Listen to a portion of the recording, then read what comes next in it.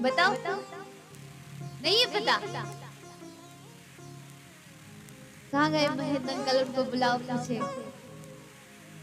परीक्षित जी कथा कहाँ चल रही थी? तो परीक्षित जी कह रहे थे गौरी में चल रही सिद्ध बाबा पे। अच्छा बताओ कथा कहाँ सुन रहे थे? आप ही लोग बताओ। बेचारे भाई परीक्षित जी तो बड़े भोले भाले हैं, क्या सुन रहे थे कथा में? भूल गए? चलो अच्छी बात है, भूल गए तो हम फिर से याद करा दें।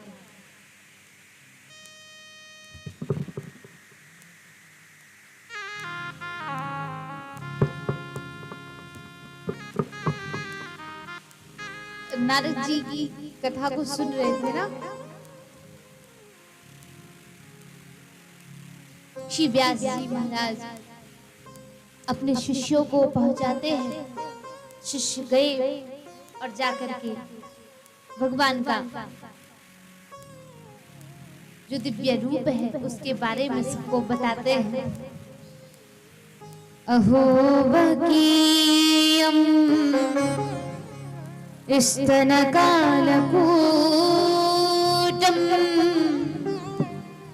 जिज्ञासयं पायदाप्यसाधि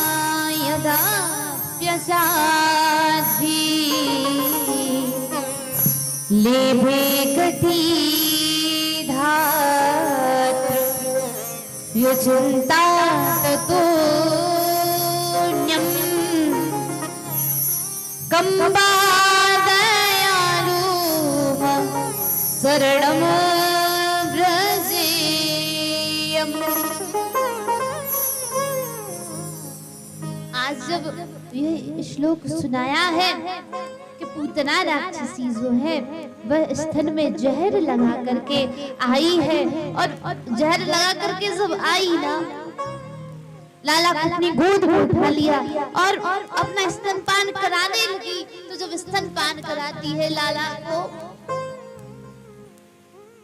आज इस प्रकार से भगवान श्री कृष्ण का भाव बता रहे थे शिष्य, और शांत हो गए। कहा कि क्या बात है, आगे तो बताइए।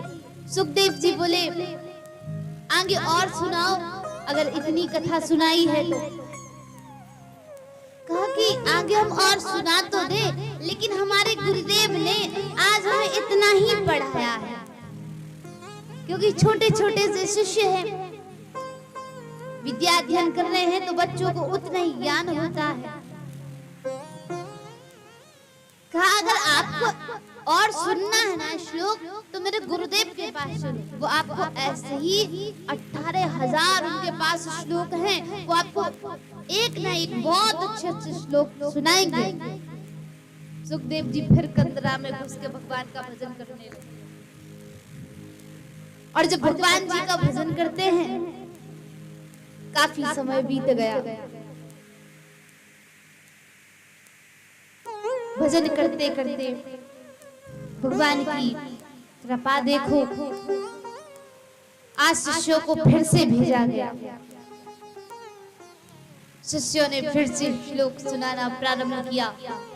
उस गुफा के बाहर ही सुनाते, गुफा में अंदर नहीं जाते शिष्य। कहने लगे कृष्णाय वासुदेवाय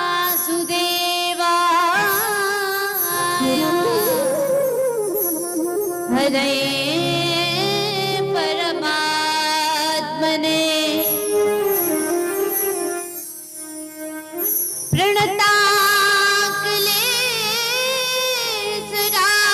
प्रणताक्लेशरासाय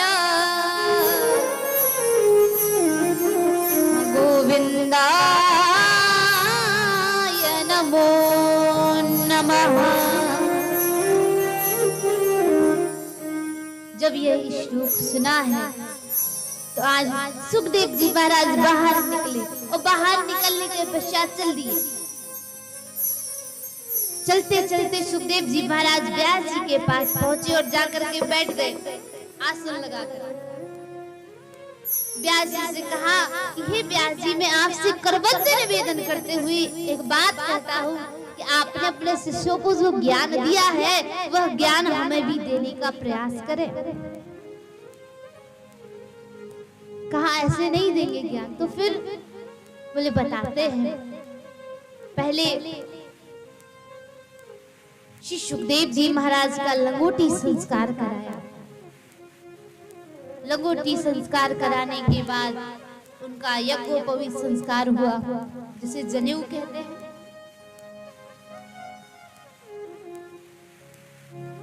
फिर उनको गायत्री मंत्र दिया गया।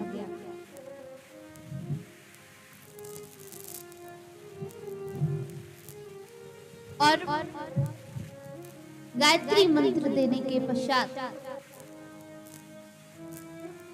सुखदेव जी महाराज से कहा कि आप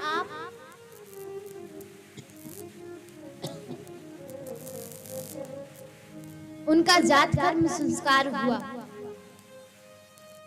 जात कर्म संस्कार होने के पश्चात श्री सुखदेव जी महाराज बैठे हुए।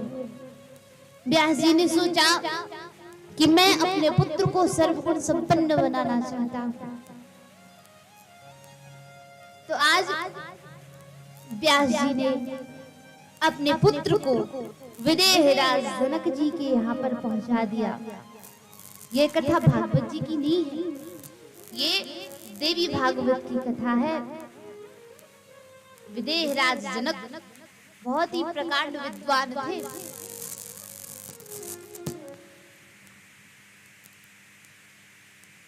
आज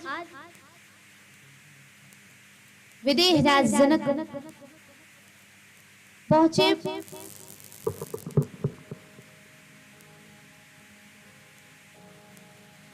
विदेहराज जनक के द्वार पर श्री सुखदेव जी महाराज बैठे हैं। और सुखदेव जी महाराज जब बैठे थे, काफी समय व्यतीत हुआ। कहा गया कि आप जा करके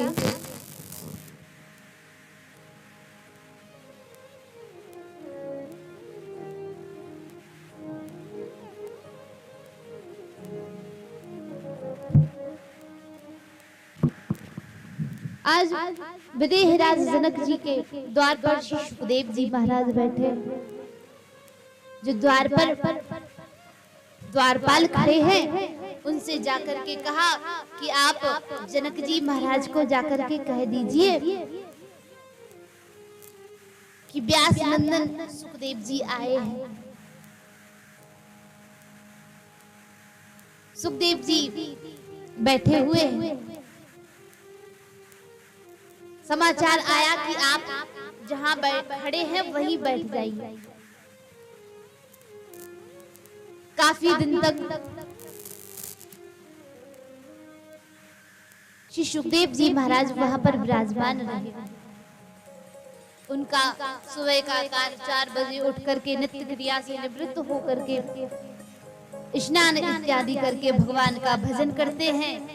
पूरी दिन दोपहरी में धूप जहाँ बैठे हैं ना, वहाँ बहुत धूप ही धूप आती है। धूप में बेचारे तपते रहते हैं, लेकिन उनके मुखमंडल पर कई वर्ष बीत जाने के बाद भी थोड़ा सा भी लेस मात्र भी क्रोध नहीं आया। आज ये सेवकों ने समाचार जाकर के विदेहराज जनक को बताया। जनक जी महाराज बड़े प्रसन्न हुए। श्री सुखदेव जी महाराज ने क्रोध पर विजय पा ली। पहली डावड़ी पार की है। सुखदेव जी महाराज से कहा रुक जाइए। अनेक अप्सराओं को उनके स्वागत के लिए भेजा गया, लेकिन सुखदेव जी महाराज के मन में लेस मात्र भी काम उत्पन्न नहीं हुआ। श्री सुखदेव जी महाराज ने काम पर भी विजय पाई है। रत्न जड़ित वस्त्र आए हैं, अनेक अनेक आभूषण भेजे विदेहराज जनक ने। उन्होंने सभी आभूषणों को सभी को वापस कर दिया। कहा कि ले जाइए, मुझे इनकी जरूरत नहीं है। लोभ पर भी विजय पाई है। अनेकानेक प्रकार के पकवान भेजे हैं खाने के लिए, जो जीवन यापन करने की जितनी भी वस्तुएं सब भेज दी। काम, क्रोध, लोभ, मोह सब पर श्री सुखदेव जी महाराज विजय पाते हैं। विदेहराज जनक ने अपने पास बुलाया और अपने पास बुलाने के पश्चात श्री जनक जी महाराज उनको ज्ञान देते हैं और ज्ञान देने के पश्चात सुखदेव जी महाराज को व्यास जी महाराज के पास भेजा। और व्यास जी महाराज के पास जब सुखदेव जी पहुंचे हैं, समाचार विदेहराज जनक के यहाँ से आया कि आपका पुत्र तो बड़ा दिव्य है, उसने काम, क्रोध, लोभ, मोह सभी पर विजय पाई है। फिर श्री व्यास जी महाराज ने अपने पुत्र सुखदेव जी को श्रीमद् भागवत महापुराण का उपदेश दिया है। भागवत जी की कथा सुनाने के पश्चात प्रथम स्कंद के 7वां अध्याय प्रारंभ होता है।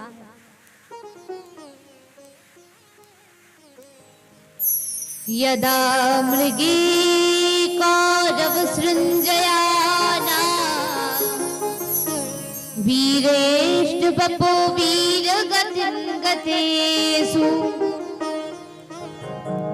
ब्रकोदरा विव्रदा विमर्शा वगनो रुदन्नेन धृतराष्ट्रपुत्रे भगनो रुदन्ने धृतराष्ट्रपुत्रे।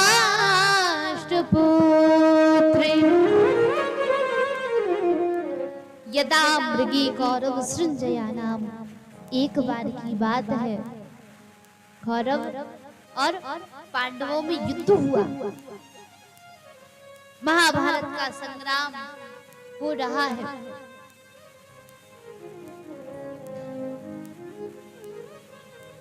आज कौरवों ने अश्वत्थामा को भेजा कि जाकर के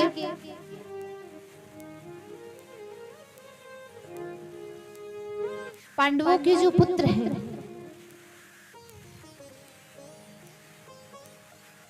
वह मेरे बड़े प्रिय हैं। जो पांडव है ना, अश्वत्थामा तुम जाओ और जाकर के पांडवों के सर काट करके ले आओ। चल दिए अश्वत्थामा।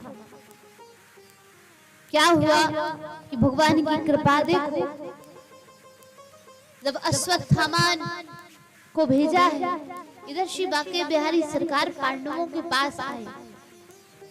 कन्हैया जब पांडवों के पास आते हैं तो कहा कि पांडवों, रात्रि का समय है, चलो हम लोग भ्रमण करने के लिए चलते हैं, घूमने के लिए चलते हैं। चल दिए भ्रमण करने के लिए। काफी समय जब व्यतीत हुआ, भ्रमण करते करते अश्वत्थामा के जो पुत्र हैं, पांडवों के जो पुत्र हैं, आकर के पांडवों की सैया पर लेट जाते हैं। इतने में अश्वत्थामा आया। अश्वत्थामा ने समझा कि ये पांडव ही लेते हैं, क्योंकि पांडवों के पुत्र पांडवों जैसे ही लगते थे। तो आज उनके सर काट करके एक बड़े से थाल में लेकर के अश्वत्थामा चला गया। भगवान की कृपा से पांडव बच गए कि जाको के साइया मार सके ना कोई, बाल ना बाको कर सके जो जग बैरी हो बाल नवा को कर सके, जो जग बैरी हो। आज भगवान की कृपा देखो, सभी के सभी पांडव बच जाते हैं। और जब पांडव बच गए, पांडवों ने आकर के देखा कि द्रौपदी रुदन कर रही है, रो रही है। जिस मैया के 5-5 पुत्र चले गए हो, उस मैया पर क्या बीतती है। मैया को अपार कष्ट हो रहा है, द्रौपदी के नेत्रों से अश्रुपात हो रहे हैं। द्रौपदी पे रहा नहीं जा रहा, रोने लगी द्रौपदी। किसी मैया का अगर एक पुत्र जाता है ना, तो उसे कितना कष्ट होता है। लेकिन द्रौपदी की दशा तो देखो, उसके 5-5 पुत्र चले गए, आज उस पर क्या बीत रही है।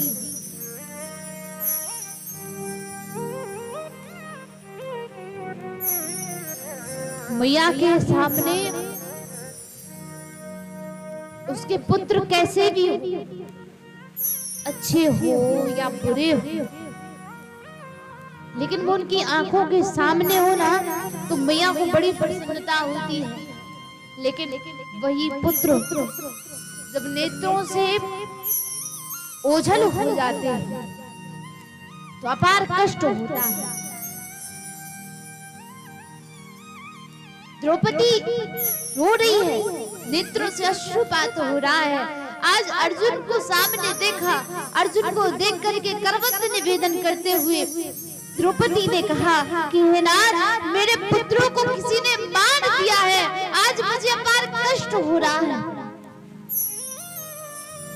अर्जुन ने कहा, देवी हम आपको वचन देते हैं कि जिसने भी आपके पुत्रों को मारा है ना, मैं उसको आपके सामने लेकर के आऊंगा, आप चिंता न कीजिए। जब ये कहा,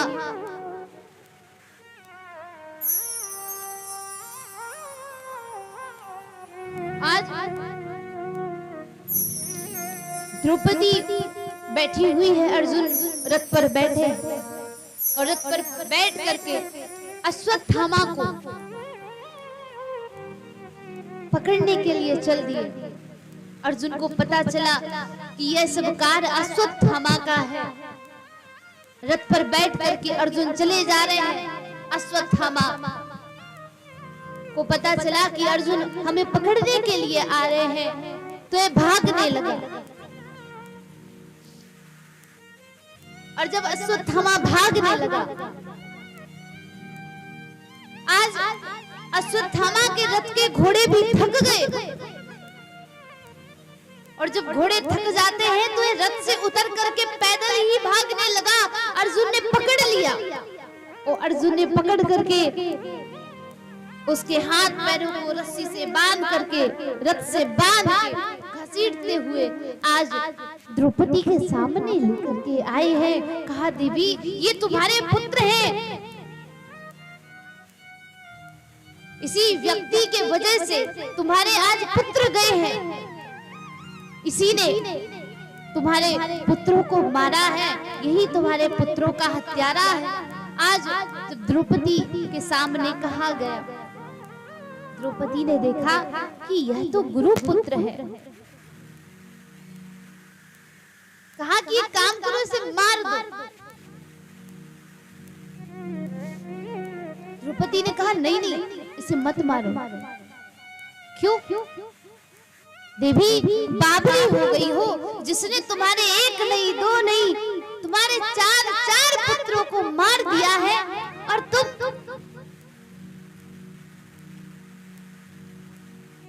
कह रही हो कि तुम नहीं मारो। द्रौपदी ने कहा, हाँ मैं आपसे सच बोल रही हूँ, नहीं मारो। क्यों? इसलिए मत मारो क्योंकि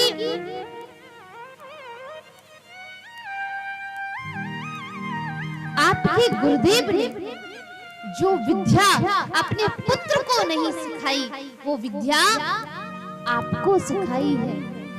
और आपके गुरुदेव का देहांत होने के बाद उनका तो एक ही सहारा है, ये पुत्र। मेरे तो पुत्रों को जाने के बाद आप सभी मेरे सहारे हैं। लेकिन अगर आपने इसको भी मार दिया तो एक बात बताइए, आपकी गुरु माता बिना पुत्र के अपना जीवन यापन कैसे करेंगे?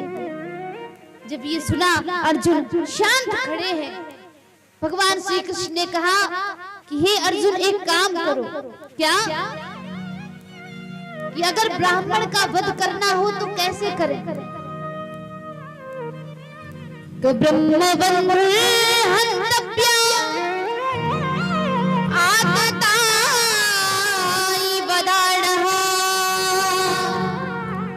मैं वो भयमान नाता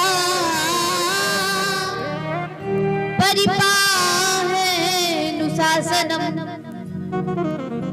अगर ब्राह्मण का वध करना हो तो समाज में उसकी कुशा अर्थात जो चोटी बांधे रहते हैं ब्राह्मण, उसको काट दो।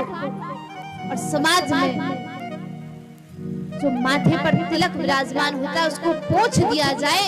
तो जिनकी जग बात गई जगते, वे मरे ना तो वे मरे से। समाज का अपमान बहुत बुरा होता है। जब व्यक्ति को समाज का अपमान मिलता है ना, तो वो मरता नहीं है, उसके सब कर्म हो जाते हैं। समाज एक ऐसी चीज है कि वह आपको बना भी सकता है और बिगाड़ भी सकता है। समय की बात है। एक समय इंसान का सम्मान करा देता है, एक समय इंसान का अपमान करा देता है। समय की निजाकत को समझो लोगों, समय इंसान की पहचान करा देता है। ये समय की बात है। पता नहीं किस समय क्या हो जाए। आज अश्वत्थामा मणि को खींच लिया गया, जो मुकुट में विराजमान थी, चोटी को काट दिया, छोड़ दिया गया। और जब छोड़ दिया, अश्वत्थामा मन में विचार करने लगा कि कुछ भी हो जाए, अब तो हम पांडवों को मार कर ही रहेंगे। कौरवों के पास गया। कौरवों ने कहा, अरे निर्लज्ज, मैंने तुझसे कहा था कि तू पांडवों के सर लेकर के आना, तूने तो मेरे कुल में दीपक जलाने वाला भी नहीं छोड़ा है। तूने मेरे पुत्रों को मार दिया। आज कौरवों ने भी अपने हाथ से निकाल दिया। जब निकाला, अश्वत्थामा डरने लगा कि अब क्या होगा। समझ में नहीं आता क्या करें क्या ना करें। काफी समय व्यतीत हुआ। व्यतीत होने के पश्चात देखते देखते आज परमात्मा की कृपा देखिए, शिवांगी बिहारी सरकार के लिए द्वारकापुरी से पत्र आ गया कि हे श्याम सुंदर, आप कैसे भी करके द्वारकापुरी में प्रस्थान करें। क्या हुआ कि द्वारकापुरी में जब बैठे हुए हैं, आज द्वारकापुरी में सभी बड़े चिंतित हो रहे हैं। श्याम सुंदर नहीं आए हैं, परेशान हैं। कन्हैया पांडवों के पास विराजमान है। बुआ कुंती को बुलाया गया, और जब कुंती बुआ उनके समक्ष आई है, कुंती बुआ को देखा, बुआ से कहा कि बुआ, मैं आपसे एक बात कहना चाहता हूँ।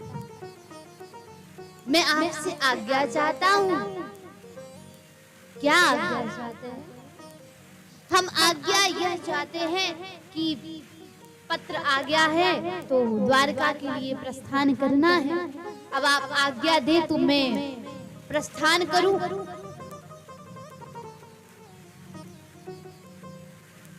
आज जब ये कहा बुआ आप हमसे वरदान मांग लीजिए, आपको जो चाहिए। कुंती बुआ ने कहा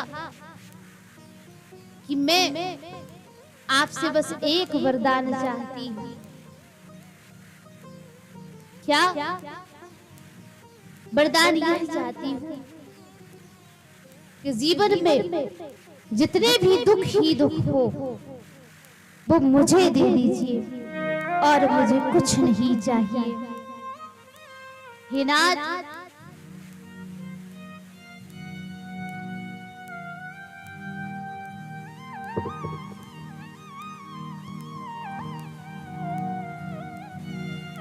चिकनी खोड़ से महाराज जी आए हैं, चूंकि नाम तो नहीं जानते। बड़े बड़े संतों का आगमन हुआ है सिद्ध बाबा के स्थान से।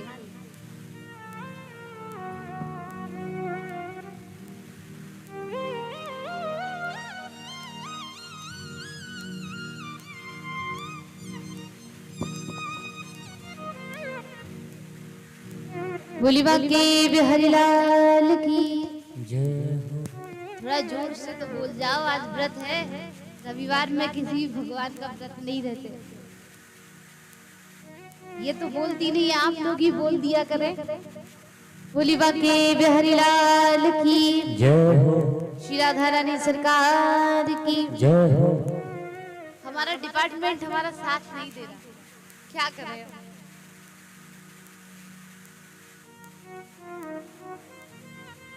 भगवान की कृपा देखिए, आज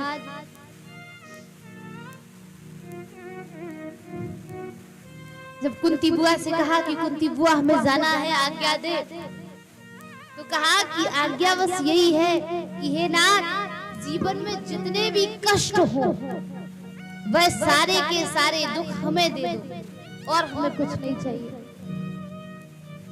भगवान श्याम सुंदर ने कहा बुआ एक बात बताओ, क्या कि आपको जीवन में दुख ही दुख मिले, फिर भी आप कह रही हो कि जितने भी दुख है बस हमें दे दो।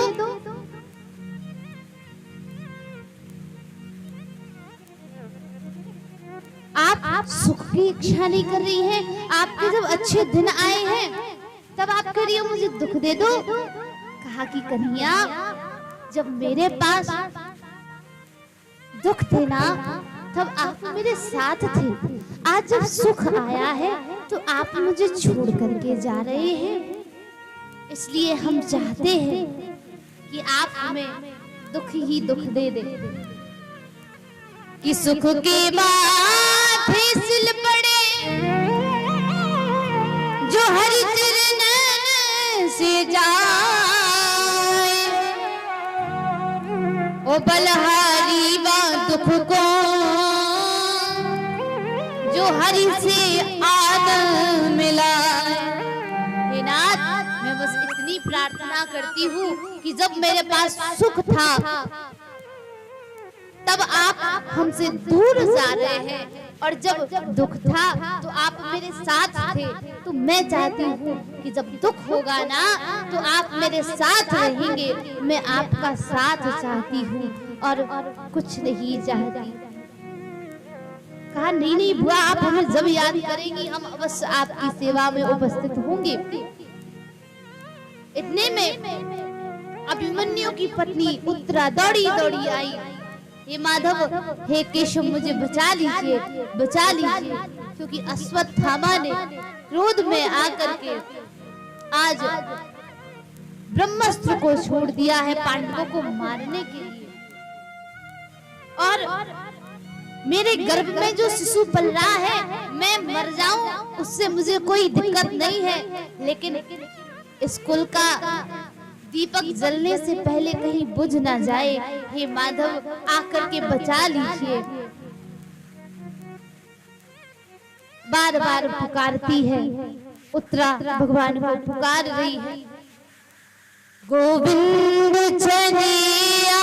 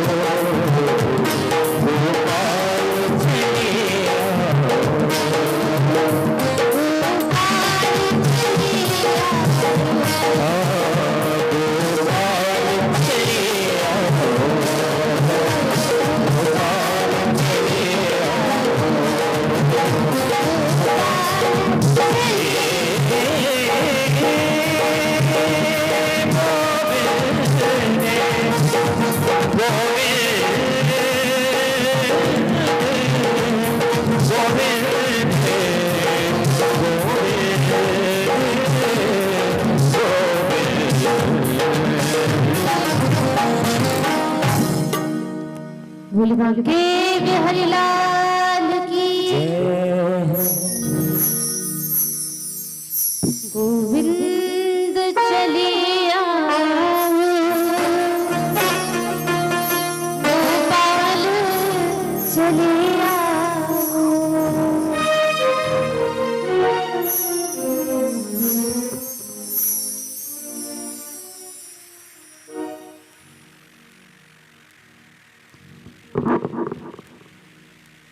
परमात्मा की कृपा देखिए आज भगवान उत्तरा के गर्भ में प्रवेश करा सूक्ष्म रूप में और एक रूप से भगवान पांडवों की रक्षा करते हैं। आज ब्रह्मास्त्र को प्रणाम करके ब्रह्मास्त्र चला जाता है। ब्रह्मास्त्र जाने के बाद भगवान ने उस गर्भ की रक्षा की। भगवान गर्भ से बाहर निकलते हैं। कुछ समय के पश्चात एक शिशु का जन्म होता है। और शिशु का जब जन्म हुआ तो वर्णन आता है कि उसका नाम विष्णु रात रखा गया, क्योंकि उस दिन भगवान विष्णु की रात्रि थी, इसलिए उसका नाम विष्णु रात रख दिया गया।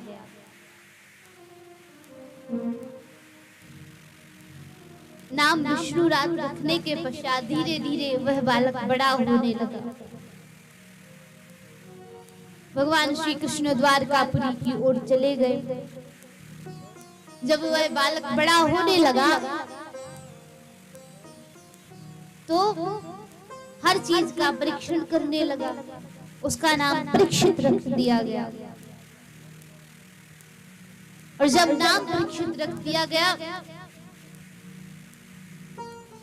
एक बार की बात है, परीक्षित जी महाराज बैठे हुए हैं और परीक्षित जी महाराज उन्होंने सोचा कि कोषागार को देखा जाए, जहां रत्न आभूषण इत्यादि जमा रहते हैं। तो आभूषणों को देखने के लिए चल दिए। और जब आभूषणों को देखने के लिए गए तो एक संदूक दिखाई दी। उस संदूक में एक मुकुट रखा है। वह मुकुट जरासंध का है। उस मुकुट को देखा। मुकुट को उठाने के पश्चात जैसे अपने सर पर धारण किया, सोचा कि क्यों नहीं घूमने चलते हैं वन की ओर। तो वन की ओर घूमने भी चल दिए।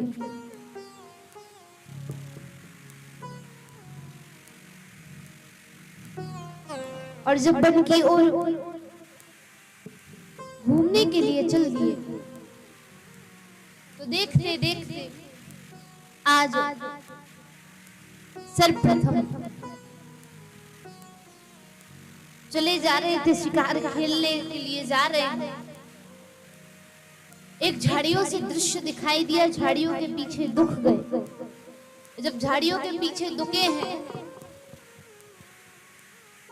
तो सामने देखा कि एक काला व्यक्ति है। वह काले कलर का व्यक्ति बैल को और गाय को मार रहा है। बेचारे बैल के 3 पैर टूट गए हैं। एक पैर से वह बैल खड़ा हुआ है। अब क्या किया जाए? गाय को भी बहुत मार रहा था। परीक्षित जी महाराज पास में गए, पूछा कि एक बात बताइए कि आप लोग कौन हैं और आप गाय को क्यों मार रहे हैं? वह काला कलर का जो व्यक्ति है वह है कलयुग। जो गाय है वह पृथ्वी रूपी गाय है। बैल जो कि धर्म का प्रतीक है। धर्म के कलयुग में 3 पैर टूट गए। एक पैर से वह धर्म खड़ा हुआ है। आज देखते देखते जो धर्म है बहुत वह व्यक्ति मार रहा था बैल को। परीक्षित जी महाराज ने रोक दिया कि आप मत मारिए, क्या चाहिए हमें बताइए। कहा कि ठीक है नहीं मारेंगे, आप हमें एक बात बताओ। क्या बात यह है कि सभी को स्थान मिला पर पर मुझे कहीं भी स्थान नहीं मिला, ऐसा क्यों? मुझे भी तो स्थान मिलना चाहिए। परीक्षित जी महाराज बोले हम देते हैं आपको स्थान। परीक्षित जी महाराज ने स्थान दिए। धूतम पानम स्त्रिया सूनम, जहाँ धूम्रपान होता हो वहाँ कलयुग का स्थान है। जहाँ मदिरापान होती हो वहाँ कलयुग का स्थान है। स्त्रिया सूनम, जहाँ वैश्यालय हो वहाँ कलयुग का स्थान है। 3 जगह स्थान बताया है। कलयुग ने कहा कि जितने भी बेकार स्थान थे वो सब हमें ही दे दिए, कोई अच्छा स्थान नहीं बचाता। कहा कि अच्छे में तो हम तुम्हें सोने में बास देते हैं। जब सोने में बास दे दिया, काफी समय व्यतीत हुआ। परीक्षित जी महाराज सर पर स्वर्ण का मुकुट धारण किए थे। कलयुग जाकर के सबसे पहले उनके सर पर बैठा। देखो सोना हमेशा बेकार होता है। क्यों? सोना मिल जाए तो बुरा, पता नहीं कैसा सोना है, ना फले। सोना गुम जाए तो बुरा।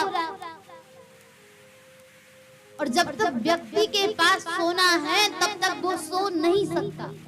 सांप जैसी मड़ी रखाए बैठे रहो कि कहीं चोरी ना हो जाए, कहीं गिर ना जाए। महिलाएं या पुरुष कहीं भी बाहर जाए, रिश्तेदारी में या कहीं पर भी जाए, तो सोने के आभूषण तो पहन के जाते ही है। तो 36 बार देखेंगे खुद को ये सब चीजें तो पहने अच्छे से, नहीं घर जाके सासू जी क्लास ले ले, चिंता लगी रहती है। सो तो चिंता रहती है कहीं गिर ना जाए, कहीं आभूषण टूट ना जाए। बड़ी सेफ्टी से रखना पड़ता है हर चीज। जब तक सोना है तब तक सोना नहीं है, बड़ी चिंता का विषय हो जाता है।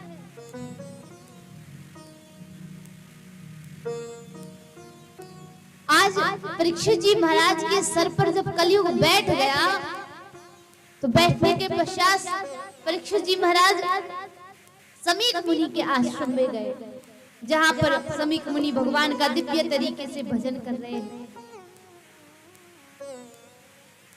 भगवान का निरंतर भजन चल रहा है।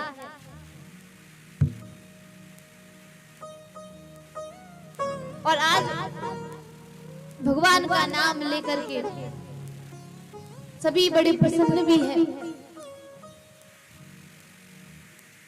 क्या हुआ कि समीक मुनि जो है भजन कर रहे थे भगवान का, और भजन करते करते ये हुआ कि आज परीक्षित जी महाराज आए। परीक्षित जी महाराज को बहुत प्यास लगी। परीक्षित जी महाराज ने कहा कि एक काम कीजिए, आपको प्यास लग रही है। चारों तरफ देखा, कहीं जल नहीं दिखाई दिया। समीक मुनि से कहा कि मुझे बहुत प्यास लगी है, आप जलपान की व्यवस्था करें।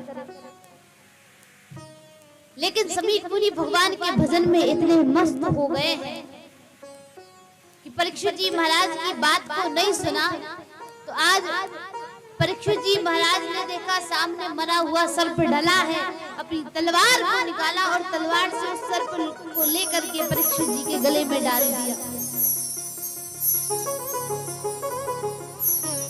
और आज जब गले में सर्प डाला है, चले आए।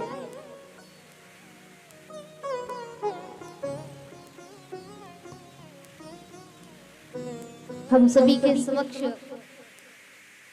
जैतपुरा से संत जी का आगमन हुआ है, इनको स्थान दिया जाए। सभी लोग इनके सम्मान में एक बार ताली बजाएंगे।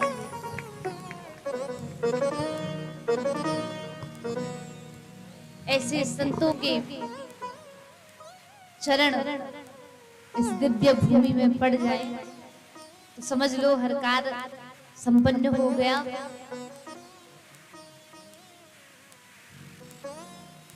बोली बांके बिहारी लाल की जय हो। और वैसे भी यहाँ पर बड़े बड़े संतों का आगमन हो चुका है। बोली संत भगवान की जय हो। आवाज नहीं आ रही, थोड़ी जोर से आवाज। बोली बांके बिहारी लाल की जय हो। आप लोगों की फिर भी आवाज नहीं आई। सिद्ध बाबा महाराज की, श्रीमद् भागवत महापुराण की जय। अब 7 दिन तक बिल्कुल ऐसे ही जय घोष करना।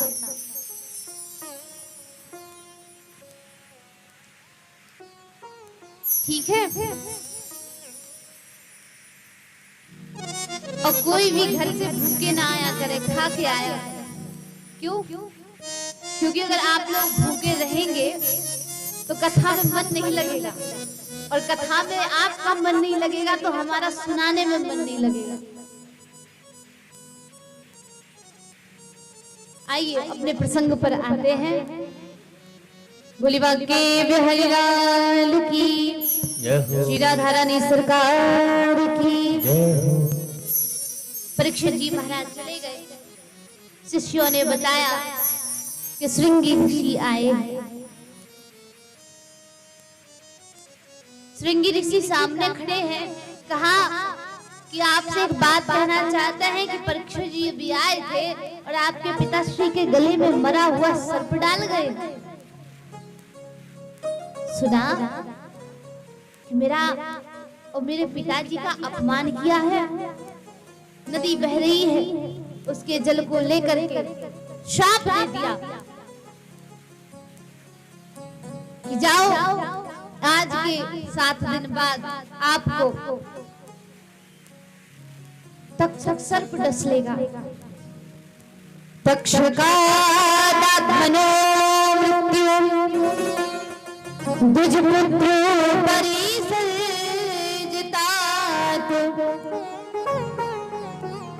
प्रपत्तस्य उपसुप्तस्य मुक्तसंगं पद्ममहरे। आज जब श्राप दे दिया है, शमीक मुनि ने शिष्यों को पहुंचाया, और शिष्यों को पहुंचाने के पश्चात शमीक मुनि ने सुना कि मेरे पुत्र ने श्राप दे दिया है। पुत्र को समझाया कि देखो ऐसे श्राप नहीं दे सकते। क्यों? कहा कि जिस राज्य में राजा ही नहीं होगा तो उस राज्य की प्रजा क्या करेगी, और तुमने एक राजा को श्राप दे दिया। अपने शिष्यों को जब शमीक मुनि ने पहुंचाया, शमीक मुनि के पहुंचाने के पश्चात आज शिष्यों ने जाकर के कहा कि श्रृंगी ऋषि ने आपको श्राप दिया है कि आज के 7 दिन बाद आपकी मृत्यु हो जाएगी। परीक्षित जी महाराज बड़े खुश हुए, और जब खुश होते हैं परीक्षित जी महाराज ने क्या देखा, पूरी हस्तिनापुर नगरी को दुल्हन की तरह सजाया गया। सभी को बुलाया, कहा कि मैं आप सभी को एक आश्चर्य की बात बताना चाहता हूँ। क्या बात बताना चाहते हैं? कहा कि हम यह बात बताना चाहते हैं कि आप आज के 7 दिन बाद मेरी मृत्यु हो जाएगी। मृत्यु के विषय में किसी को पता नहीं रहता, लेकिन मुझे मेरी मृत्यु के विषय में पता चल गया है। तो मैंने सोचा कि क्यों ना आपको बता दिया जाए, इसलिए हम आपको बता दें। जब ये कहा, शमीक मुनि बैठे हुए हैं। आज परीक्षित जी महाराज ने अपना राजभार अपने पुत्र जन्मेजय को सौंप करके वन में चल दिए। परीक्षित जी महाराज चले जा रहे हैं और जाकर के एक नदी के किनारे बैठे हैं, भगवान का भजन कर रहे हैं। सभी 88,000 नैमिषारण्य क्षेत्र से ऋषिगण आ गए, सभी संत महात्मा आ गए। कहा कि परीक्षित जी को श्राप लगा है, इसलिए सभी वहां उपस्थित हो गए। परीक्षित जी के श्राप को दूर करना है, इसलिए सभी वहां पर बैठे हैं। यहां से सभी ऋषिगण देख रहे हैं कि उसी बीच में सुखदेव जी का आगमन हुआ। और जब सुखदेव जी का आगमन हुआ ना, श्री सुखदेव जी महाराज विराजमान हैं।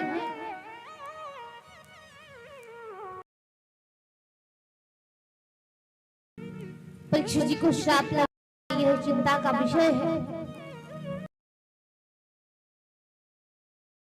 जी महाराज ने आज ज्ञान देना प्रारंभ किया।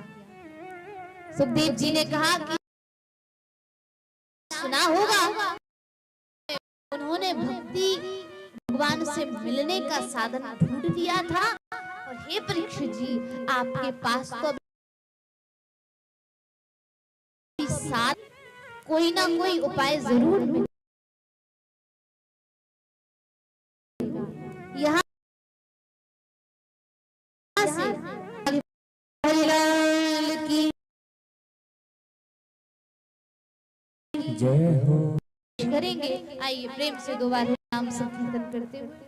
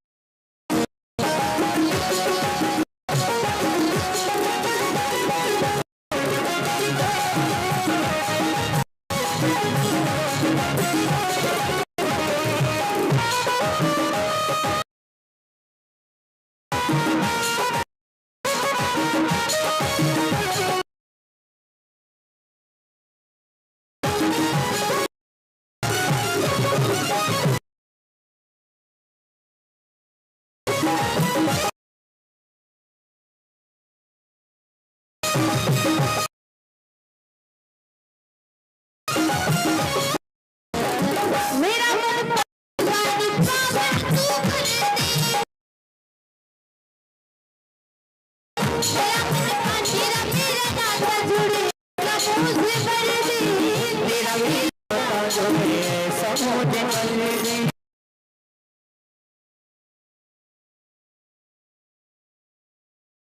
मेरा नाता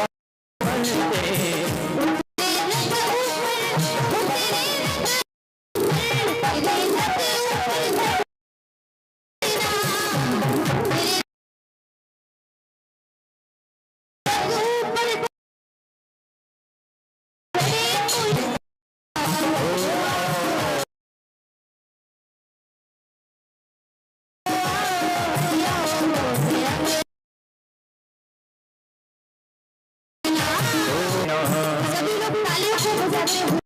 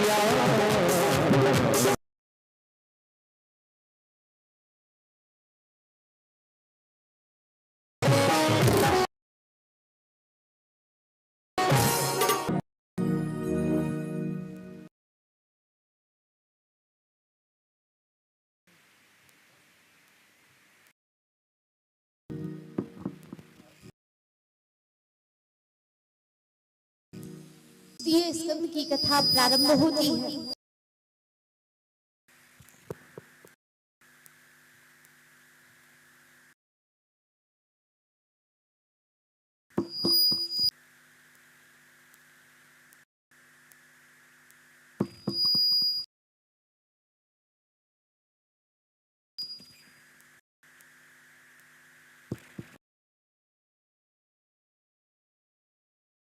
बोले राधा रानी सरकार की।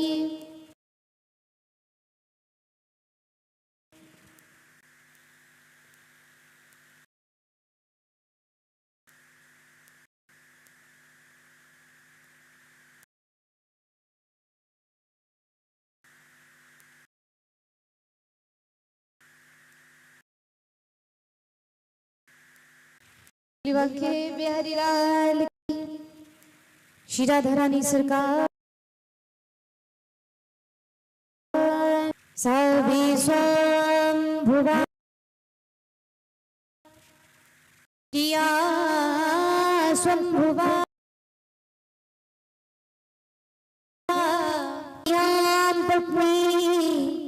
किम सकार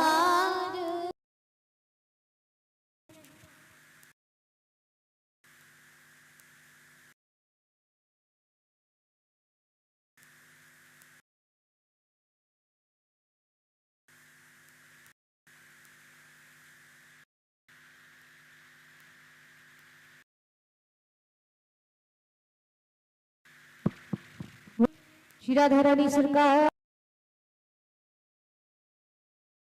की द्वितीय स्कंद की कथा शिशु ब्रह्मा जी बैठे हुए हैं, समस्त देव को छींक आ गई और ब्रह्मा जी को छींक आई तो उनकी नासिका से एक बूंद टपकी। वह देखते देखते अंगुष्ठ मात्र की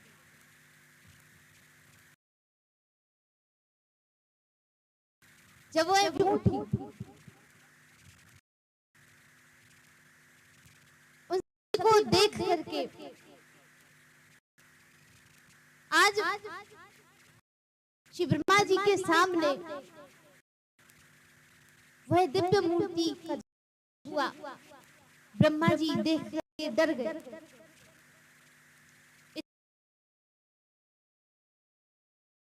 इतनी भयंकर और उसका जब दर्शन किया है, ब्रह्मा जी ने हाथ जोड़े, कहा कि हे नाथ, कोई में तो यज्ञ की सारी मूर्तियां विद्यमान है, इतनी भीषण गर्जना ना करें, हम लोगों को बहुत चिंता हो रही है। आज ब्रह्मा जी क्षमा याचना मांगने लगे।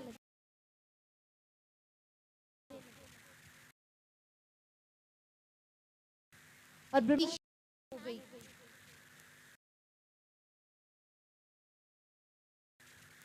बोली बारा हो भगवान की को देखा चिंतित हुए हैं।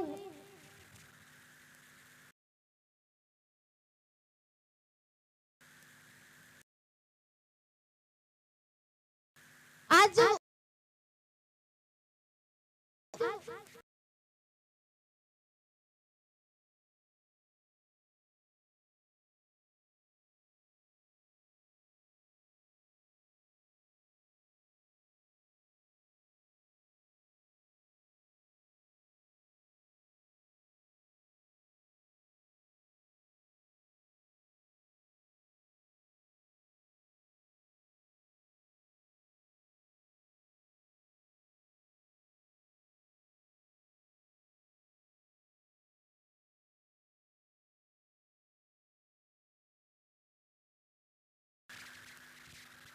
बारह भगवान से ब्रह्मा जी ने कहा कि भगवान, यह जो दैत्य है, दैत्य पृथ्वी को ले गया है, हम लोग बड़े परेशान हो रहे हैं, आप कोई ना कोई उपाय हमें अवश्य बताएं। जब उपाय का कहा तो आज दैत्य बैठा है। बारह भगवान से कहा कि हमसे युद्ध करो।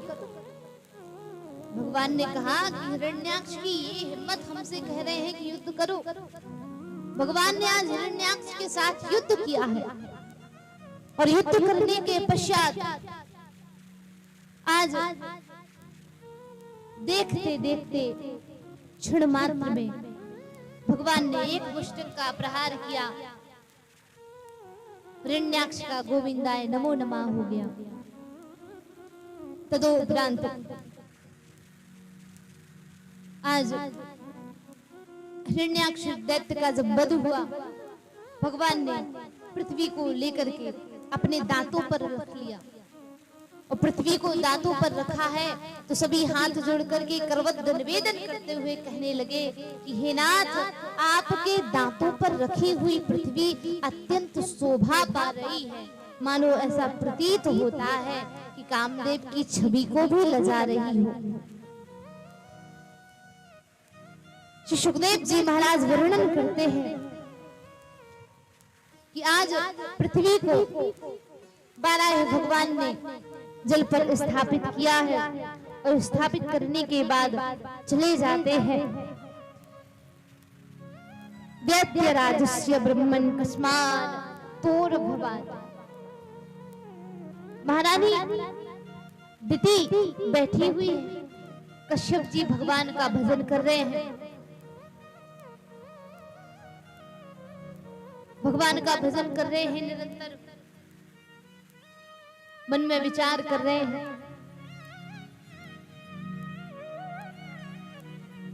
आज भगवान का भजन करते करते सोचने लगे कि भगवान को क्या भोग लगाया जाए। सायंकालीन बेला में हमेशा भजन करना चाहिए, भजन का भी बहुत महत्व है। जब भजन करते हैं ना तो मन में अपार शांति मिलती है, इसलिए भजन करना बहुत जरूरी होता है।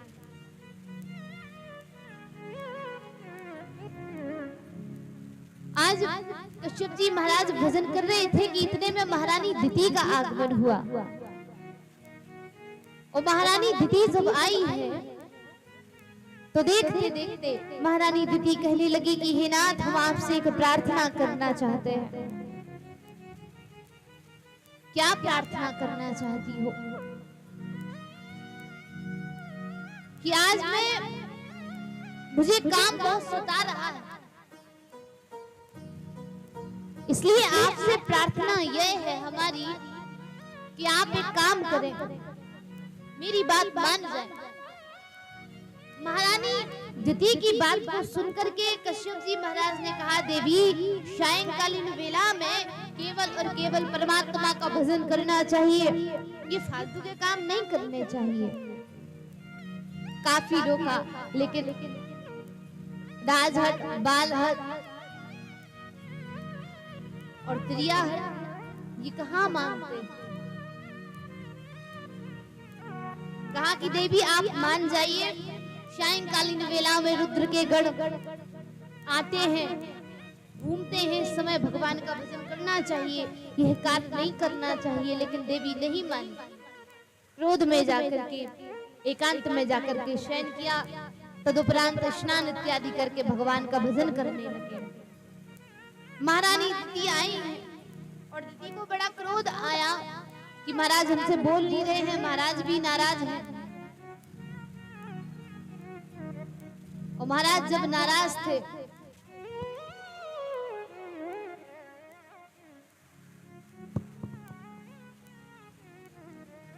आज भगवान का भजन चल रहा है और भजन होते होते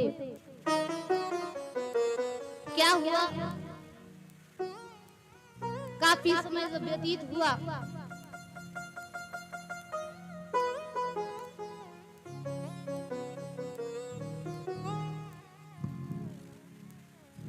आज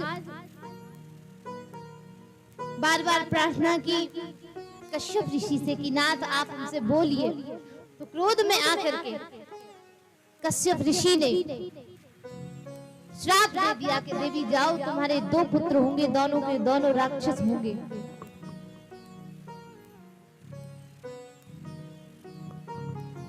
आज जब श्राप दिया है और श्राप देने के पश्चात भगवान की कृपा देखिए, महारानी चरणों में गिर पड़ी कि मुझे माफ कर दीजिए। इसलिए माफ कर दीजिए कि आपने मुझे इतना बड़ा श्राप दे दिया, मेरे पुत्र, और वो भी सब राक्षस होंगे। भगवान अपना श्राप वापस ले लीजिए कि पुत्री पवित्र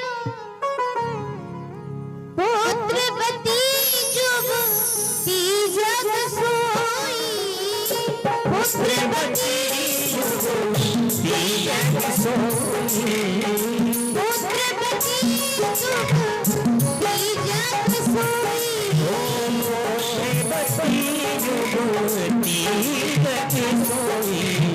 रघुवर सतन जाय कोई कोई, रघुवर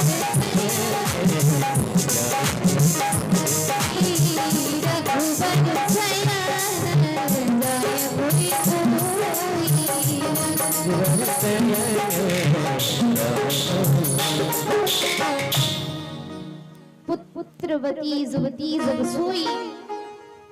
हे नाथ, एक माता के सामने आपने पुत्र को श्राप दे दिया, अपना श्राप वापस ले लीजिए। कहा कि श्राप तो वापस नहीं ले सकते, लेकिन एक वरदान जरूर देंगे। क्या वरदान यह है कि आपके 2 पुत्र होंगे, वो दोनों के दोनों राक्षस होंगे, लेकिन उनका उद्धार स्वयं नारायण करेंगे। जब ये सुना तो मैया बड़ी प्रसन्न हुई। प्रसन्न होने के पश्चात वह चली गई। आगे द्वितीय स्कंद में कथा आती है। यहां से द्वितीय स्कंद ब्राह्म होता है, तृतीय स्कंद की कथा प्रारंभ करते हैं। तृतीय स्कंद में सृष्टि के विस्तार का वर्णन आया है कि ब्रह्मा जी ने किस प्रकार से सृष्टि का सृजन किया है। चतुर्श्लोकी भागवत जी की रचना की है ब्रह्मा जी ने। अहमेवा समेवा नान्यद् परा पश्चादहं ददुष्य योगसे शेषसोत्महम् रीतियेतो प्रतीयेता ना प्रतीयेत जात्मनि तद्वृत्तधात्मनो माया यथा भासो यथा तमः यथा महान्ति भूतानि भूतेषु सुहृतां गता प्रविष्टानि तथा तेषु नति स्वहम्। इन 4 श्लोकों से श्री वेदव्यास जी महाराज ने इन 4 श्लोकों के 18,000 श्लोक किए हैं, जिनसे एक पुराण की रचना हुई जिसका नाम श्रीमद्भागवत महापुराण रखा गया। इस श्रीमद्भागवत महापुराण में 18,000 श्लोक, 12 स्कंद, 335 अध्याय हैं, जिनकी कथा हम सभी लोग सुन रहे हैं।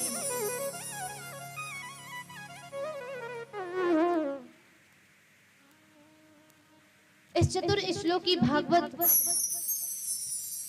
को सबसे पहले नारद जी को ब्रह्मा जी ने सुनाई और नारद जी ने व्यास जी महाराज को सुनाई। व्यास जी महाराज ने इन्हीं से 18,000 श्लोकों की रचना की।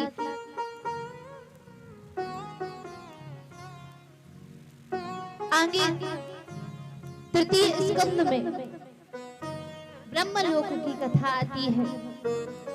शनक सनातन सनत कुमार ये चारों भाई पिता ब्रह्मा जी के दर्शन करने के लिए गए।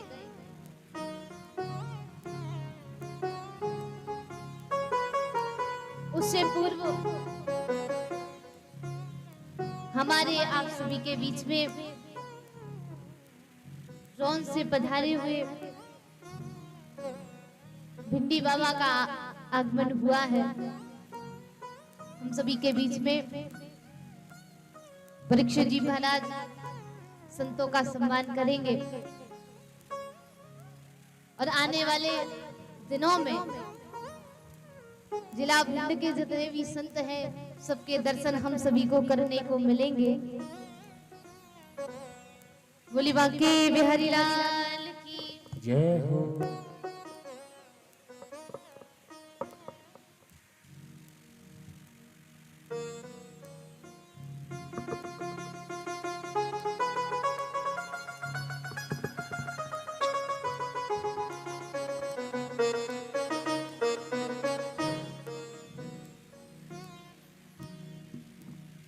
बोली बांके बिहारी लाल की जय हो। श्री ब्रह्मा जी के द्वार पर सनक नंदन सनातन सनत कुमार का जब आगमन हुआ है और सनत कुमार जब पधारे हैं तो क्या देखा कि आज सनत कुमार द्वारपालों से कहने लगे कि अरे द्वारपाल, मुझे पिता ब्रह्मा जी का दर्शन करना है, इसलिए मैं उनका दर्शन चाहता हूँ। द्वारपालों ने कहा कि अभी ब्रह्मा जी सो रहे हैं, अभी आप उनका दर्शन नहीं कर सकते, इसलिए आप अभी रुक जाइए। जब ये कहा, ब्रह्मा जी ने यह सब दृश्य देख रहे हैं, द्वारपालों ने मना किया, लेकिन सनकादि ऋषि नहीं रुके। और जब सनकादि ऋषि नहीं रुके हैं तो आज ना रुकने की वजह से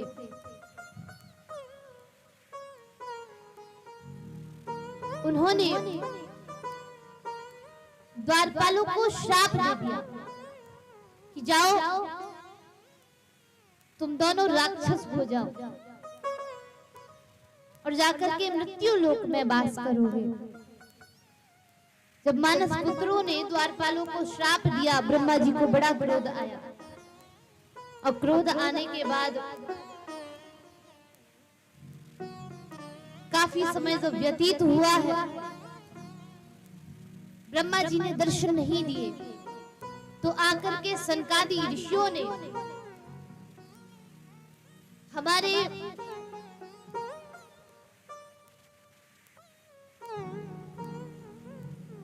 संभाग में जो दतिया के पास स्योड़ा पड़ता है, वहां पर सनकादि ऋषियों ने आकर के तप किया है और तप करने के पश्चात ब्रह्मा जी के पास गए हैं पुनः। और ब्रह्मा जी के पास जाने के बाद आज सभी ब्रह्मा जी के पास पहुंचे, सभी मानव पुत्र उनको दर्शन दिया ब्रह्मा जी ने। ये द्वारपाल कौन है? श्री गोस्वामी तुलसीदास जी महाराज वर्णन करते हैं, हरि के द्वार पाल हम दो, जय और विजय जान सबको। हरि के द्वार पाल हम दो, जय और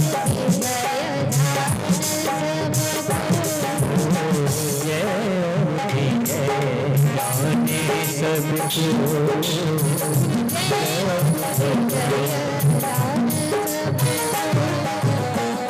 हरि के द्वार पाल हम दो, जय और विजय जान सबको।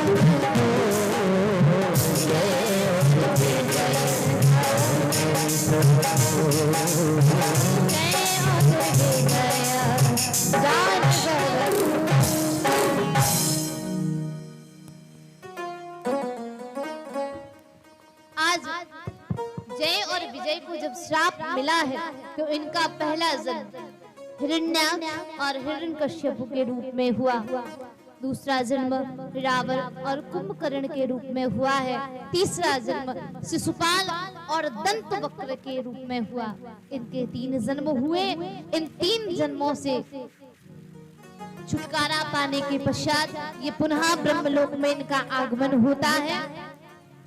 यहाँ से चतुर्थ स्कंद की कथा प्रारंभ होती है। तृतीय स्कंद को विराम देते हुए श्री सुखदेव जी बोले, हे राजन परीक्षित, मनुस्ते सतरूपाया विसर्गा कन्या शजिगरे आकृति देवहूति चा प्रसूति दिवे श्रुतः। आकृति देवहूति चा प्रसूति इति विश्रुतः। मनु महाराज के 3 पुत्रियां हैं। मनुस्ते सतरूपाया। मनु और सतरूपा की उत्पत्ति भी ब्रह्मा जी ने की है। और जब मनु और सतरूपा को उत्पन्न किया है, उनको आज्ञा दी गई कि आप जाकर के सृष्टि का सृजन करें। मनु और सतरूपा ने सृष्टि का विस्तार किया है। स्वयंभू मनु अरु सतरूपा, स्वयंभू मनु अरु सतरूपा, स्वयंभू मनु अरु सतरूपा, स्वयंभू सतरूपा, जिनते वही सृष्टि अनुपा, जिनते वही सृष्टि अनुपा, जिनते वही सृष्टि अनुपा, जिनते वही सृष्टि अनुपा, जिनते वही सृष्टि अनुपा, जिनते वही सृष्टि अनुपा, जिनसे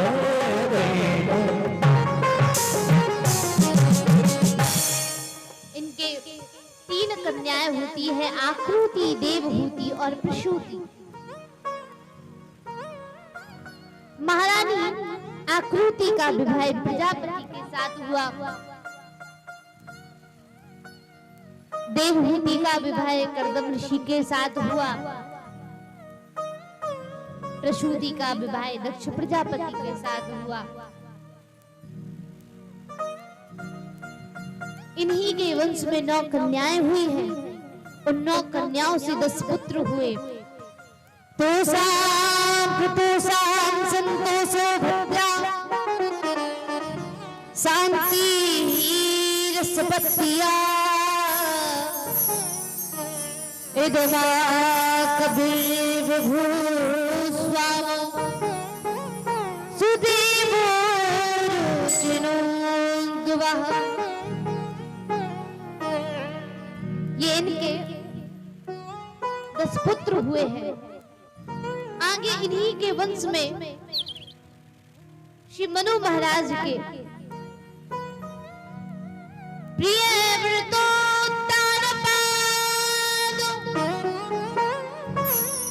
मनु पुत्र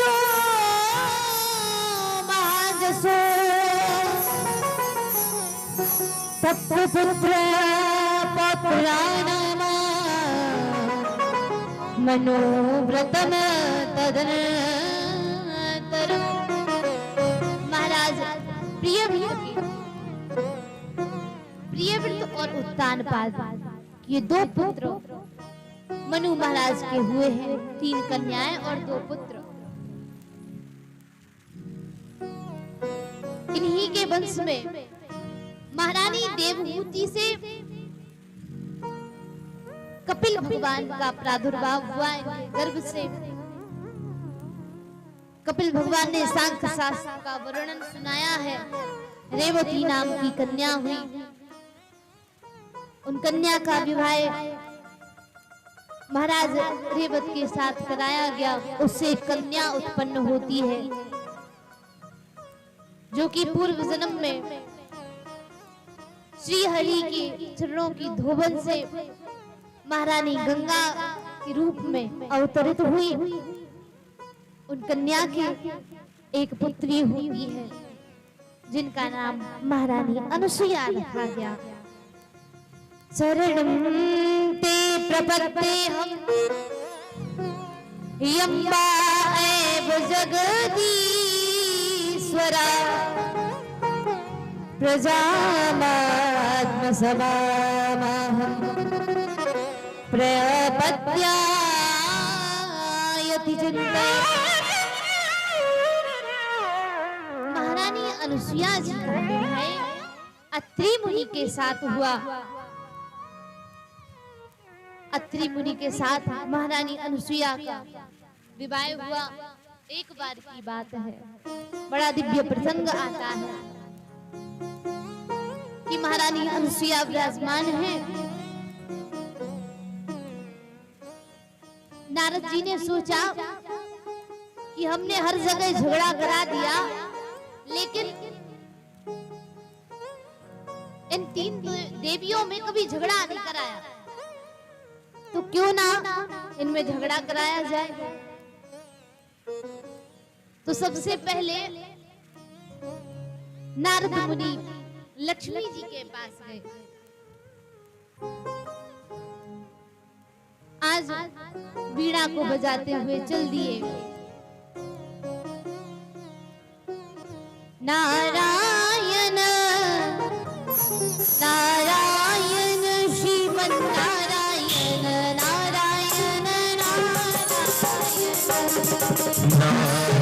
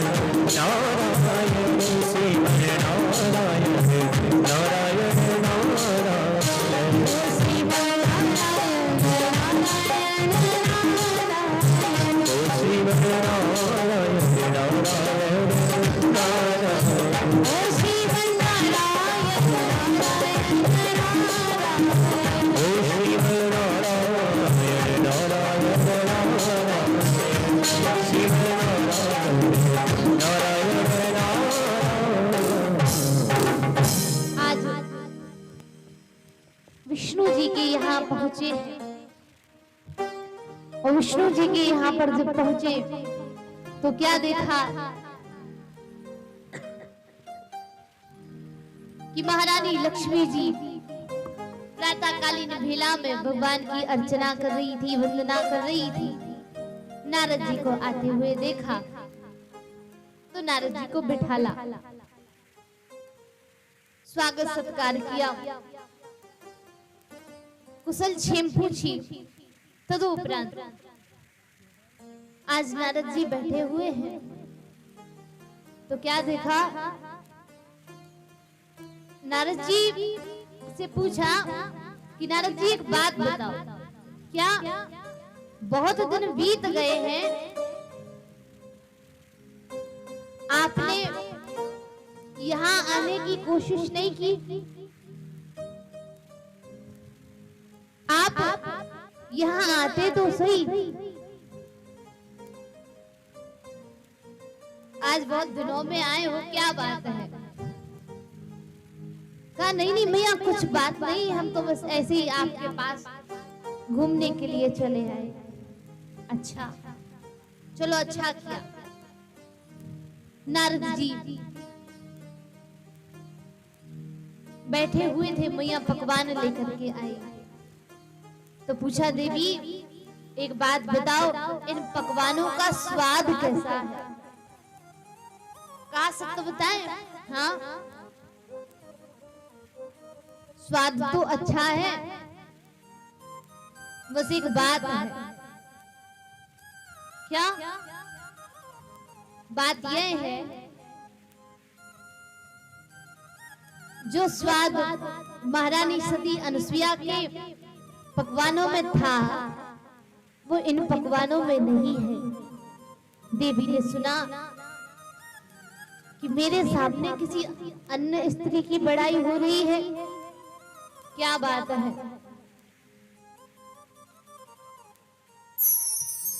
इतना कह करके नारद जी चले गए।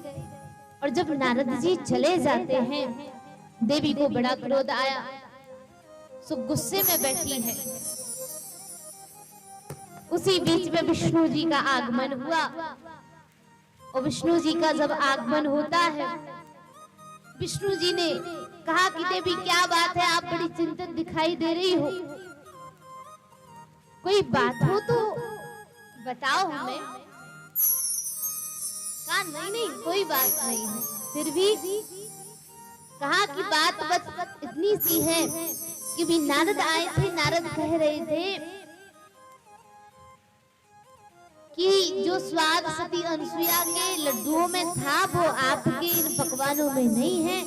तो हे नाथ एक बात बताइए, वो अनुसुईया कौन है? कहा कि महारानी अनुसुईया अत्रि मुनि की पत्नी है, जो कि मंदाकिनी नदी के किनारे रहती है। अच्छा एक काम करो नाथ, उनका सतत नष्ट करके आओ। जैसे ये कहा विष्णु जी चल दिए। और विष्णु जी जब गए हैं, इधर नारद जी ब्रह्मा जी के यहाँ पहुंचे। ब्रह्माणी के यहाँ भी यही कार्य किया।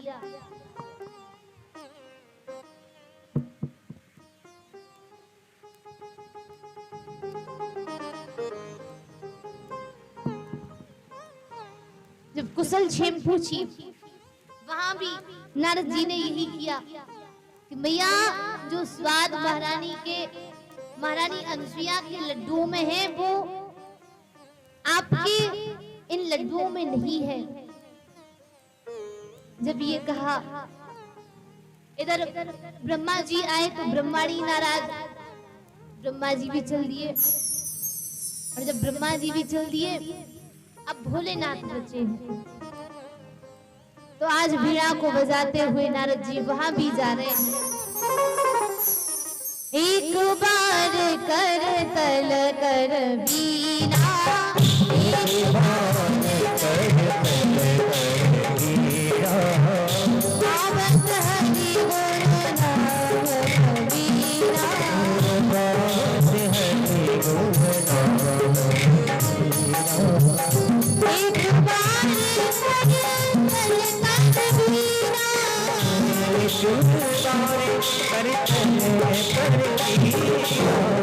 तावत हरि गुण तावत वीणा, हरि गुण नाम वीणा। एक बार कर तल कर वीणा,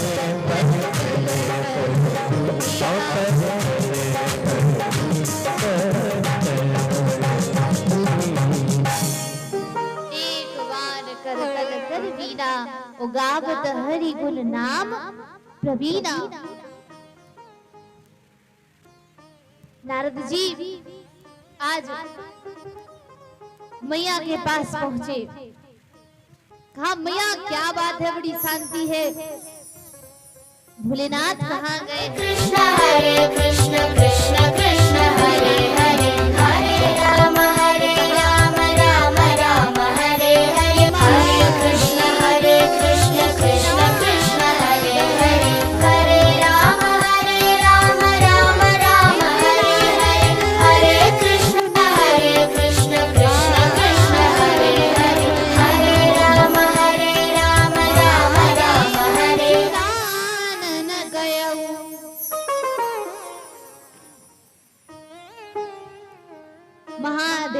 स्नानन गयो। पूछा भोलेनाथ कहाँ हैं? तो कहा कि भोलेनाथ स्नान करने के लिए गए हैं।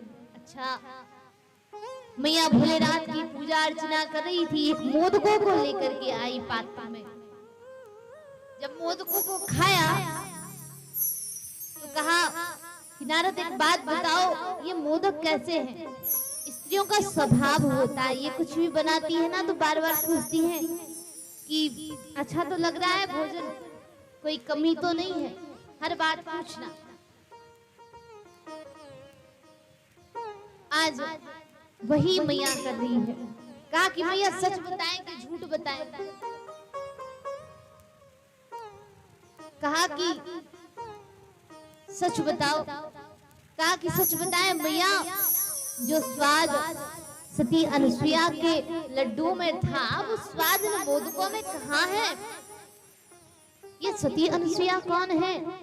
कहा कि सती अनुसुईया अत्रि मुनि की पत्नी है। अच्छा, उत्तरकांड में बताते हैं कि मोहन नार नारते रूपा पन्नगारी चरित अनुपा। एक स्त्री के सामने दूसरी स्त्री की बड़ाई कर दी जाए तो उसे बड़ा बुरा लगता है। तो कहा कि मेरे अलावा भी कोई सती है। अब महारानी सती को बड़ा क्रोध आया। नारद जी तो चले गए अपना काम करके। भोलेनाथ आए। भोलेनाथ कहने लगे देवी एक बात बताओ, आप इतनी चिंता तो क्यों दिखाई दे रही हो? जब हम यहाँ से गए थे तो तुम बड़ी प्रसन्न थी, अब इतनी उदास उदास क्यों? कहा कि आप मुझसे बात मत करें। क्यों? कहा कि आप हमसे कहते थे कि हमारे अलावा कोई सती नहीं है, अब ये सती अनुसुईया कहाँ से आ गई बताओ? कहा कि सती अनुसुईया ये तो अत्रि मुनि की पत्नी है। देवी इन जैसी न सती थी, न है और न ही कभी होगी। जब ये कहा तो क्या हुआ? इतना सुनते ही महारानी सती को बड़ा क्रोध आया। आदेश दे दिया भोलेनाथ को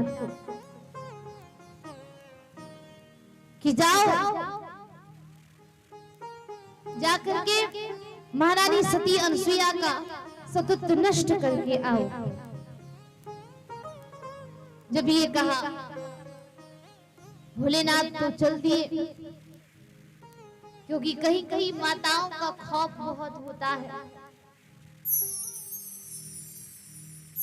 आज चले जा रहे हैं भोलेनाथ, और माताओं की बात माननी भी पड़ती है, अगर नहीं मानो तो ये नाराज हो जाएंगी। अच्छा एक बात बताओ, यहाँ पर इतने लोग विराजमान हैं, अपनी अपनी पत्नियों से कौन कौन डरता है? हाथ उठा करके बताओ। कोई नहीं डरता? डरते तो सभी हैं, इसलिए हाथ नहीं उठा रहे हैं, क्योंकि यहाँ उठाएंगे घर जाके इनकी आफत है, भोजन नहीं मिलेगा। सुबह मिल भी गया, शाम को वो भी नहीं मिलने वाला, इसलिए नहीं उठा रहे। भोले बाबा के हरिलाल की जय। तीनों देव एक स्थान पर एकत्रित हुए और देवियां बड़ी विचित्र होती हैं। एक बार की बात थी, एक माता जी की आदत थी कि कुछ भी सामान लेकर आओ, सोने देखना दे।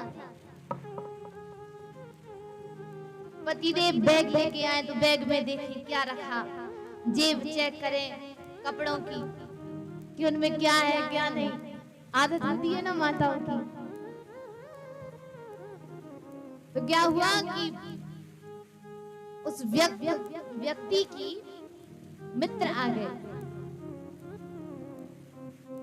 देवी जी के पतिदेव के मित्र आ गए। और जब मित्र आए क्या हुआ,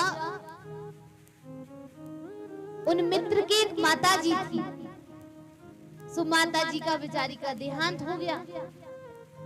और जब माता जी का देहांत हो गया तो वो अस्थियों को रखे रहा व्यक्ति। अस्थियां रखी रही, काफी दिन व्यतीत हो गए। सोचा कि हम 3 भाई हैं, तीनों भाइयों की शादी हो जाएगी तो इकट्ठा विसर्जन करने जाएंगे तीनों लोग मिलकर के। तो सोचा इलाहाबाद गए, बेचारे वहां उनके ये मित्र रहते थे तो इनके घर में रुक गए। तो कहीं भी जाओ तो ठिकाना तो ढूंढना पड़ता है।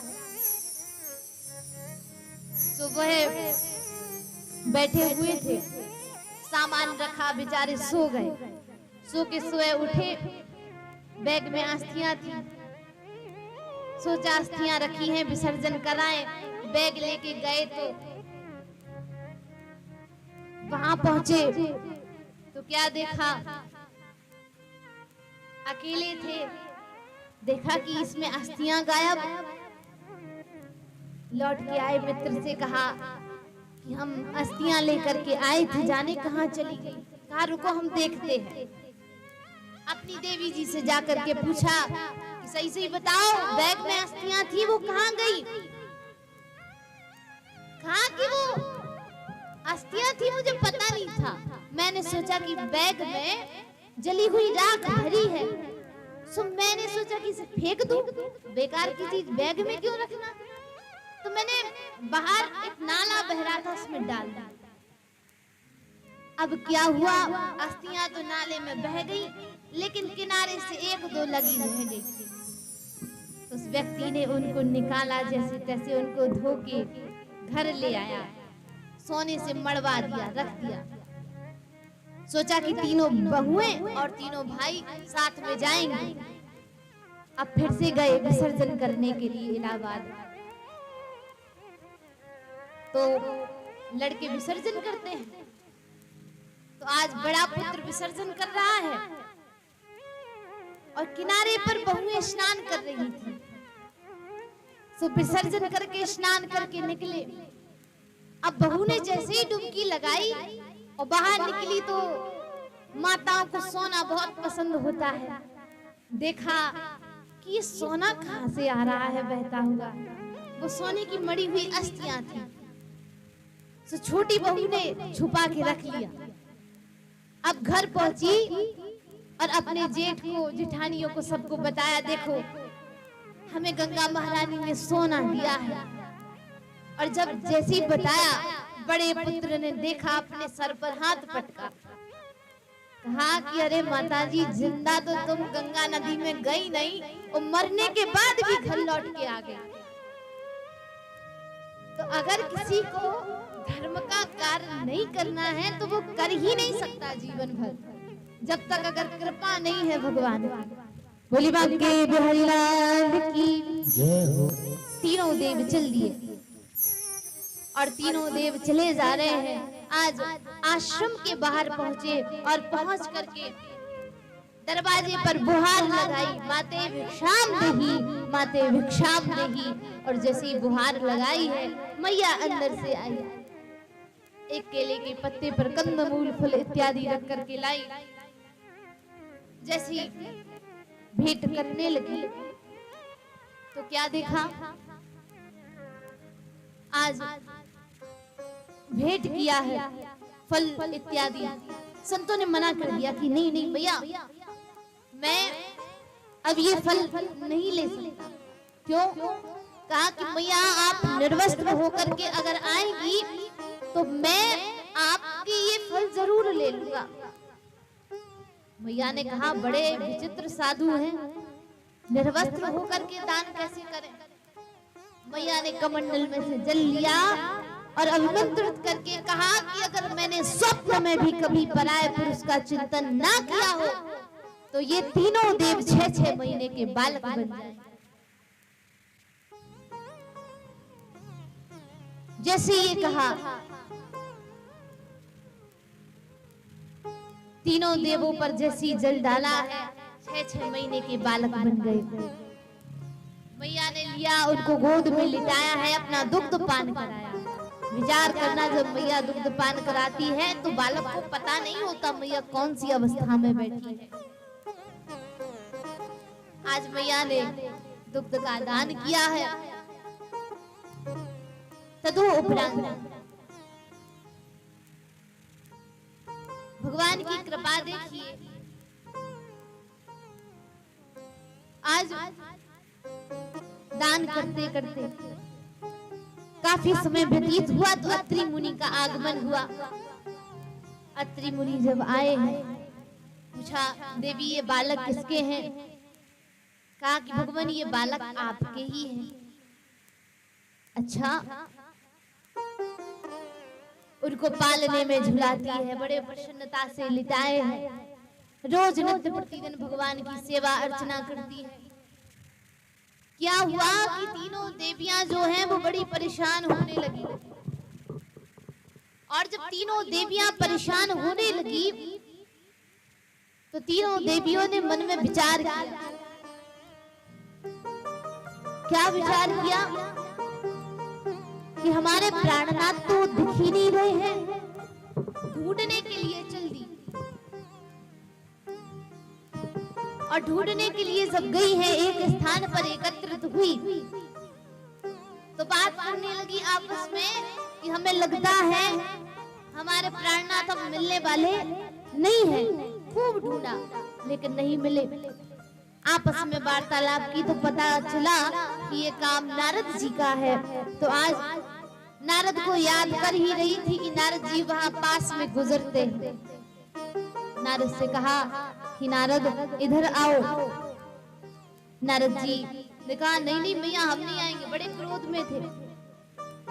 नारद जी बोले देवियां क्रोध में पता नहीं क्या करेंगी। कहा कि नहीं नहीं मैया मेरा अनुष्ठान चल रहा है, देवियों के पास आना तो दूर, उनसे बात करना भी मना है, लेकिन देवियों को कोई काम कराना होता है बड़े प्रेम से बोलती है। तो आज कहा कि नारद मुझे आपसे कुछ काम है, इधर तो आइए, आप मेरे प्राणनाथ बता दीजिए प्राणनाथ मेरे कहाँ हैं। नारद जी कहने लगे कि एक बात बताओ, हमने ठेका ले रखा है कि सबके प्राणनाथ बताते फिरे, अपने प्राणनाथ तुम खुद नहीं देख पाती हो कहाँ गए। कहा नारद तुम्हें सब पता है बता दो। कहा कि आपके प्राणनाथ महारानी अनसुईया के यहाँ पर 6-6 महीने के बालक बन गए हैं। अब 18-20 साल बाद आएंगे, विवाह करके तो खुद ही देख लेना। अब जब सौतन का नाम सुना है तो बड़ी दिक्कत हुई, चल दिए। और जब नारद जी चल दिए, देवियां महारानी अनसुईया जी के पास गई। कहा मैया दरवाजा खोलो। और जब मैया ने दरवाजा खोला है, देवियों ने प्रणाम किया। श्री गोस्वामी तुलसीदास जी महाराज आरण्य कांड में लिखते हैं, अनसुईया के पद गई सीता, अनसुईया के पद गई सीता, अनसुईया के पद गई सीता, अनसुईया के पद गई सीता, अनसुईया के पद गई सीता, मिली बहुर सुशीलो विनीता, मिली बहुर सुशीलो विनीता, मिली बहुर सुशीलो विनीता, मिली बहुर सुशीलो विनीता।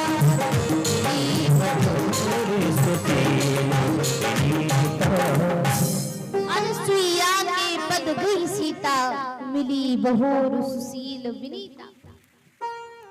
महारानी अनसुईया जी के चरणों को पखारा है, बैठी है।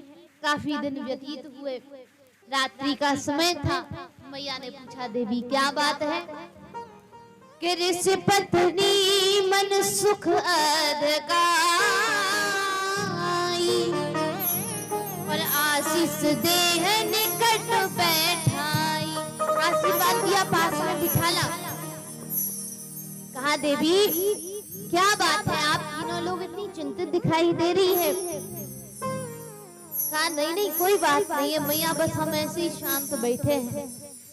अच्छा चलो कोई बात नहीं। काफी समय जब व्यतीत हुआ, व्यतीत होने के पश्चात क्या देखा मैया ने कि मैया बैठी हुई है, प्रातःकालीन वेला हुआ और जब प्रातःकालीन वेला हुई तो आज सुबह का वक्त था। मैया ने तीनों पुत्रों को स्नान कराया और स्नान कराने के पश्चात उनको नाना प्रकार के वस्त्रों को पहनाया। श्री गोस्वामी तुलसीदास जी महाराज वर्णन करते